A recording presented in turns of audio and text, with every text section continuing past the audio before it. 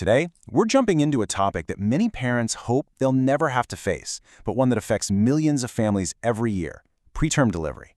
We're going to walk you through what it means, what to look for, and the absolutely incredible journey these tiny fighters and their families go on. So, let's get right into it. To really get a sense of just how big this is, let's start with this number: 15 million.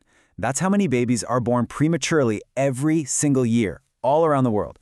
Think about that. It's more than 1 in every 10 births. So this isn't some rare event. It's an experience that's really important for expecting parents and their families to understand. Okay, so first things first, let's get down to the basics. What exactly is a preterm birth? And how do doctors even classify it? Understanding these fundamentals is going to be key to everything else we talk about. So the definition is actually really specific. A preterm or premature delivery is any birth that happens before 37 completed weeks of pregnancy. Now, when you consider that a full-term pregnancy is around 40 weeks, this means these babies are missing out on some seriously critical development time inside the womb. And it's not like all premature births are the same. Doctors break it down by gestational age. You've got extremely preterm for babies born before 28 weeks, very preterm up to 32 weeks, and then moderate to late preterm from 32 to 37 weeks. And here's the bottom line, the crucial takeaway. The earlier the birth, the less time the baby's organs have had to mature, and that means a higher risk for health complications. All right, this next part is so important. This is all about empowerment, knowing the risk factors, and maybe most importantly, recognizing those warning signs so you can act fast. A mother's health plays a huge role here. Conditions you might have had before, or ones that develop during pregnancy, like high blood pressure or diabetes, can definitely increase the risk. Same goes for things like infections or even severe anemia. This is exactly why managing your health is such a huge part of prenatal care. And then, of course, there are factors that are tied directly to the pregnancy itself. Carrying twins, triplets or more, having issues with the placenta, or having had a preterm birth before can all raise the chances. It's also why doctors really recommend spacing pregnancies at least 18 months apart if you can. Lifestyle choices are also a factor, for sure. Things like smoking, drinking, or drug use, and even going through extreme stress can contribute to the risk.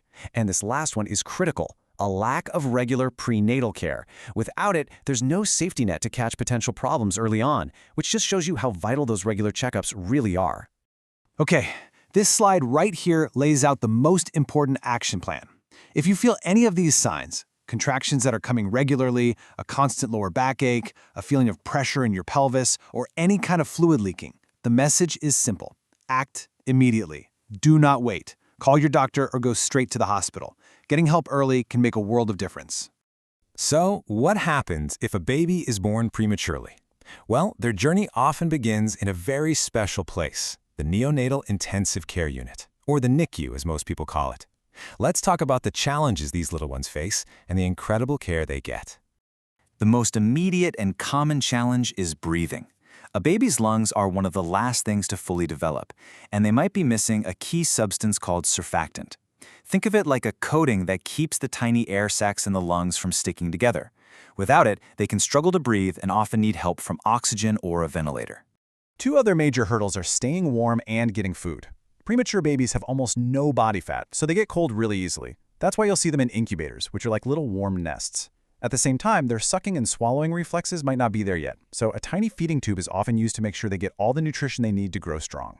And it's not just the lungs. Other organs are still developing too. In the brain, the blood vessels are super delicate, which puts them at risk for bleeding. There's also a common heart issue, where a little blood vessel that was needed in the womb doesn't close up after birth like it's supposed to. That can strain the heart and might need medicine or even surgery to fix. And on top of everything else, their little immune systems just aren't ready for the outside world yet. This makes them incredibly vulnerable to infections. It's why everyone in the NICU is so careful about hygiene. It's all about protecting these babies from serious illnesses like sepsis or pneumonia. So when you peek inside a NICU, I know it can look really intimidating with all the machines and beeping, but it's truly a place of healing. It's basically a high-tech environment designed to mimic the womb. You have incubators for warmth, ventilators for breathing, IVs for nutrition. Every single piece of equipment is there to give these babies the support their bodies still need to grow. Okay, so we've talked about the challenges. Now let's talk about the path forward. How can preterm delivery be prevented? And what is the vital, active role that parents play in their baby's care, especially when they're in the NICU? Prevention is really all about being proactive with your health. And it's kind of a two-part thing. There are steps you can take even before getting pregnant, like managing chronic conditions and getting to a healthy weight. And then, during pregnancy, the focus is on things like never missing a prenatal appointment, eating well, and avoiding any harmful substances. It's all about creating the best possible environment for the baby. Now, for moms who are considered high risk, doctors have some amazing medical tools to try and help prolong the pregnancy. They might use progesterone therapy or a procedure called a cervical cerclage, which is basically a small stitch to help keep the cervix closed.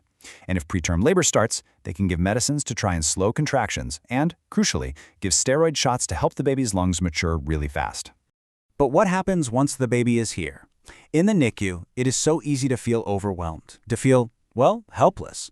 But I'm here to tell you, you are anything but. In fact, you are a critical part of the care team. So the big question is, how can parents help?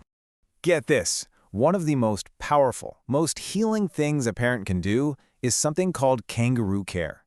It's just direct, skin-to-skin contact where the baby rests right on your chest. And the benefits are just incredible. This simple act helps regulate the baby's heart rate, their breathing, their temperature, and it is absolutely fundamental for that parent-child bond. It's pure magic. And that really brings us to the most important takeaway of all. The journey of a premature baby can be long and full of ups and downs, but it is overwhelmingly a journey of hope. It's the combination of incredible modern medicine and the irreplaceable love and presence of parents working as a team that gives these tiny babies the very best chance to not only survive, but to go on and live full, healthy, amazing lives.